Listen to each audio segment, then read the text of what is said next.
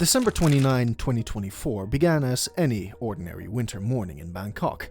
Jeju Air Flight 2216, a routine international service from Suvarnabhumi Airport in Bangkok to Muan International Airport in South Korea, was scheduled to carry 175 passengers and 6 crew members safely across the skies.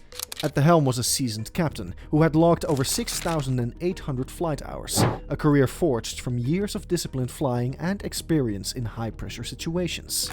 By his side was the first officer, boasting more than 1,650 hours in the air, whose steady hands and calm demeanor had seen him through many long-haul flights. Together, they and a dedicated cabin crew embarked on a red-eye flight that many believed would be as routine as any other. Founded in 2005, Jeju Air had quickly grown to become one of South Korea's leading low-cost carriers, ferrying millions of passengers yearly across East Asia. Known for its standardized fleet of Boeing 737-800 aircraft, the airline placed great emphasis on maintenance checks mandated by the Korean Ministry of Land, Infrastructure and Transport. Passengers often chose Jeju Air for its competitive fares and reliable on-time performance, unaware that even the most routine flights could be upended by unforeseen natural factors. The aircraft, a Boeing 737-800 with the tail number HL8088, had a simple past. Originally built in 2009 and flown for Ryanair, the jet had been in Jeju's air service since 2017. Its record was spotless, save for a minor tail strike back in February 2021, a blip that had since been repaired and scrutinized. Over the past few days, HL8088 had completed a regular schedule of 8 flights in the previous 84 hours, and with pre-flight checks confirming that everything was in order. The Boeing 737-800, part of the next generation series introduced in the late 1990s, is favored worldwide for its fuel efficiency and versatility on short to medium haul routes. It typically seats between 162 and 189 passengers and is powered by twin CFM56-7B engines. Turbofans are renowned for reliability. Modern jetliners, including the 737-800, undergo rigorous certification to withstand bird strikes. However, large flocks can overwhelm engines or cause damage to hydraulic lines. HL8088, like others in Jeju's air fleet, underwent scheduled A checks, B checks, and more extensive maintenance inspections at intervals set by international aviation authorities. Muan International Airport itself had recently emerged from a long period of COVID-19 restrictions and extensive renovations. Designed primarily for regional traffic, the airport featured a single runway outfitted with modern instrument landing systems, or ILS. Yet, while its passenger terminal and safety protocols had been upgraded to accommodate renewed travel, not all aspects of its structure had evolved with the times. The airport was built adjacent to vast wetlands and bird habitats, an environmental factor that, although known, had not been fully mitigated in its design. One glaring issue was the non-frangible concrete embankment, housing the ILS localizer, positioned just 250 meters beyond the runway's end.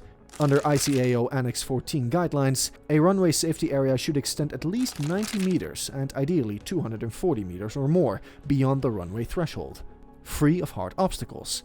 Critics argued that while the embankment had originally met the distance standards, its proximity to the runway and lack of a breakaway design, combined with the challenges of reactivated operations post-COVID, contributed to the disaster that would soon unfold. Muan International Airport, opened in 2007, sits in a region known for extensive mudflats and wetlands, prime feeding grounds for migratory birds like Baikal teal. Environmental assessments had repeatedly noted the risk of bird strikes, especially during the late fall and winter months when thousands of waterfowl congregate. Although the terminal had been modernized to handle a post-pandemic surge in travel, implementing comprehensive wildlife hazard management such as bird detection radar, habitat modification, and active dispersal methods lagged behind. Airport administrators faced budget constraints and logistical challenges, leaving much of the wetlands surrounding the airfield unchecked. Flight 2216 lifted off at 2:28 a.m., ascending smoothly over the South China Sea with a clear sky promising a safe journey. The passengers, a mix of holiday returnees, families, government officials, and everyday travelers, settled in for what they assumed would be another uneventful flight. For hours, the plane cruised at high altitude, its crew calmly managing the route until, as fate would have it, trouble stirred on the horizon. On this typical 5-hour journey from Bangkok to Muan, the flight plan had been straightforward. The pilots monitored routine updates from air traffic control, adjusting altitude and speed to ensure they arrived in South Korea by around 9 a.m. local time. Weather reports indicated clear skies and light winds, though the southern tip of the Korean peninsula could be near freezing in late December. For many on board, the flight was simply a final leg homewards, punctuated by the gentle hum of the aircraft's engines. As the aircraft neared the welcoming lights of Muan International Airport, the calm began to crack. At 8:57 a.m., while aligning for landing, the control tower's voice pierced the cockpit, a warning of unusual bird activity near the runway. Mere moments later, at 8:58 a.m., the routine became a nightmare. The flight data and cockpit voice recorder suddenly ceased recording just before the crew reported a severe bird strike. A flock of migratory Baikal teal ducks had collided with the plane. The pilots declared a mayday, their radios filled with urgent commands as they attempted a go-around maneuver. Yet, as if in cruel irony, the landing gear stubbornly refused to deploy. The go-around procedure, typically a safety fallback when an approach becomes unstable, demands significant engine thrust and a properly retracted flap configuration to gain altitude. In the 737-800, the loss of hydraulic pressure can render both the main and standby systems inoperative. With a large flock potentially ingested by the engines, the captain and first officer faced a dire situation. The left engine began surging, while the right engine thrust dipped unpredictably. Simultaneously, one or more hydraulic lines, responsible for gear and flap operations, may have been severed. Within seconds, at 8:59 a.m., the aircraft, now crippled by a dual-engine anomaly and a faulty gear system, was in the throes of an emergency. The pilots, aware that every second counted, had little choice but to commit to a belly landing. Their decision was made in a flurry of rapid exchanges and desperate checks, the cockpit lights reflecting the gravity of a situation spiraling out of control. Alternate gear extension, which relied on gravity, also failed, an indication that significant structural or hydraulic damage had occurred. The flaps, critical for a stable approach and slower landing speed, remained locked in their retracted position. With partial or no engine power, the crew could not climb away to attempt another approach. Instead, they prepared for an unprecedented no-flap, no-gear emergency landing. Flight manuals mention this scenario, but it is exceedingly rare and carries immense risk. At 9:03 a.m., the doomed Boeing 737-800 made contact with Muan runway 19, but not as any pilot would ever hope. Instead of a smooth touchdown, the plane's nose remained unnaturally high, evidence that its flap systems had failed to deploy. The flaps, which normally extend to create aerodynamic drag and reduce landing speed, were stubbornly unresponsive, likely a consequence of the hydraulic failure triggered by the bird strike. With no flaps to slow the aircraft and no deployed landing gear to aid in deceleration, the plane continued its relentless high-speed slide along the runway. Its underbelly scraped fiercely against the tarmac, generating sparks as friction grew unbearable. The aircraft ultimately overran the available stopping distance and collided with the rigid concrete embankment housing the ILS just 250 meters beyond the runway's end. In that brutal moment, a catastrophic explosion erupted. The immense kinetic energy split the plane into multiple sections, with the forward fuselage engulfed in flames while the tail section, by a grim twist of fate, broke away intact, sparing the lives of the two courageous flight attendants sheltered within it. Amid the chaos and roar of fire, emergency responders rushed to the scene. South Korea's finest, over 1,500 personnel, including firefighters, soldiers, and police, converged on Muan Airport. The devastation was widespread. Of the 181 souls on board, 179 perished in an instant, leaving only 2 survivors. The sole survivors were flight attendants Park Yu-yeon, 32, and Lee Sun-hee, 28, who had been seated in the rear jump seats. Shielded by the detached tail section, Park sustained multiple rib fractures, a broken shoulder, and a concussion, while Lee suffered a broken ankle, deep lacerations, and head trauma.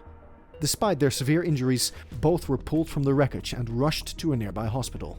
Under ICAO standards, airport rescue and firefighting services must reach any point on the runway within 3 minutes of an alarm. Muan's emergency services arrived quickly, but the magnitude of the blaze and the scattered wreckage demanded immediate backup from local police, military personnel, and regional fire departments. Some responders described the scene as an inferno of twisted metal, with fuel-fed flames consuming much of the front fuselage. Tragically, the passengers who lost their lives painted a heartbreaking picture of a nation in mourning. Demographic details later revealed that the majority of the 175 passengers were South Korean nationals, spanning a broad range of ages, from young children and teenagers to working adults and seniors. Many were part of multi-generational family groups returning home from holiday vacations, while others included local government and education officials whose untimely deaths have deeply affected communities across the country. In the hours that followed, chaos reigned at Muan International Airport. Witnesses later recalled bodies being flung as far as 200 meters from the impact site, with debris and personal belongings scattered across the runway and adjacent embankment. Rescue teams worked tirelessly, collecting remains and fragments in an effort to account for every lost soul. Over the next 24 hours, forensic teams meticulously gathered remains. Estimates suggest that upwards of 160 sets were recovered, with a makeshift morgue set up in a nearby hangar to temporarily house the remains.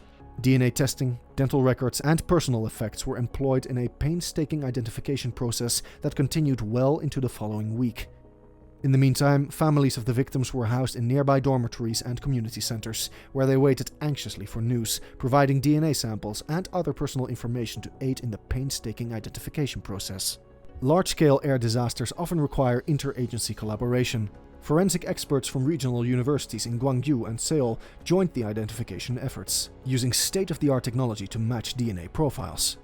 Many families, still reeling from shock, clustered in waiting areas set up by Jeju Air, receiving counseling and logistical support.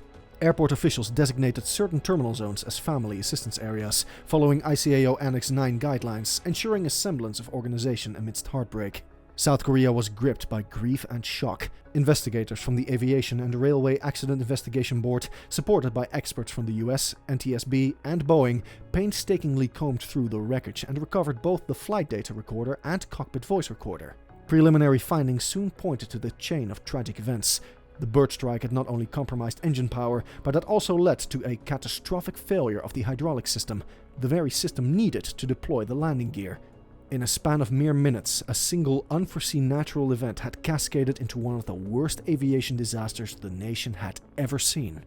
The cockpit voice recorder yielded vital clues about the final moments: urgent commands from the captain, the first officer's examination about engine surges, and the repeated attempts to drop the landing gear. Investigators also analyzed the flight data recorder, which captured hundreds of parameters: altitude, speed, control surface positions, hydraulic pressures, until it abruptly stopped around 8:58 a.m. The presence of avian remains in both engines corroborated the crew's mayday call about a massive bird strike. As the investigation deepened, questions arose about the very ground on which the tragedy unfolded. Muan International Airport, nested near vast wetlands and mudflats, prime habitats for migratory birds, had long been plagued by bird strike incidents. Data from the Aviation and Railway Accident Investigation Board showed that Muan's annual bird strike rate stood at 0.09%, notably higher than the 0.05% to 0.06% range commonly reported by other regional airports of similar size. Environmental assessments had warned of the risk, yet delayed implementation of proper deterrent systems left the runway vulnerable. Compounding the tragedy was the placement of the rigid, non-frangible ILS structure just beyond the runway's end, a design choice criticized by international aviation experts who argued that such obstacles should be either absent or built to break away upon impact. A preliminary report from the Aviation and Railway Accident Investigation Board highlighted these factors as critical contributors. Investigators zeroed in on why the localizer structure at Muan did not meet updated ICAO recommendations for frangibility. In previous accidents globally, similar rigid objects in runway safety areas had led to catastrophic overrun outcomes. Meanwhile, environmental organizations questioned the wisdom of situating a major airport in such a bird-rich wetland, urging a more proactive approach in wildlife hazard management. In the aftermath, national leaders and international figures voiced both sorrow and outrage.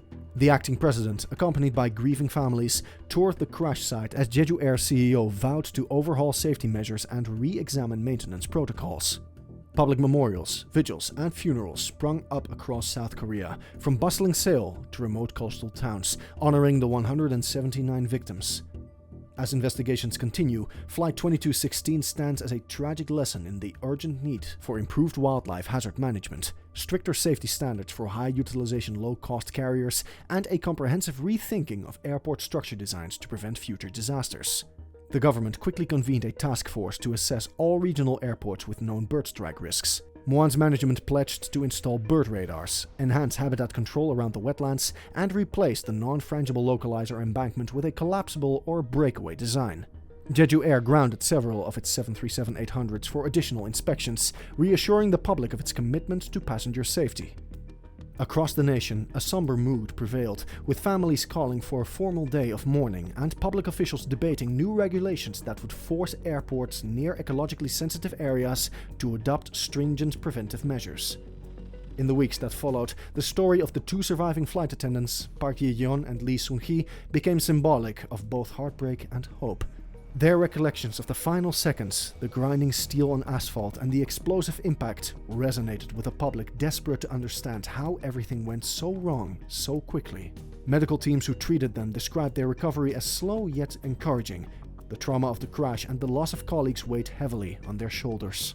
In the weeks following the December 29 crash, vigils and memorial services took place across South Korea to honor the victims.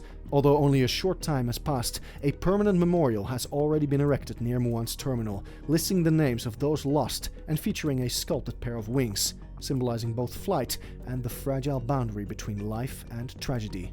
While the official investigation may take a year or more to conclude, preliminary findings have already spurred concrete changes, in the hope that no future flight will face the same harrowing fates in the skies above the wetlands.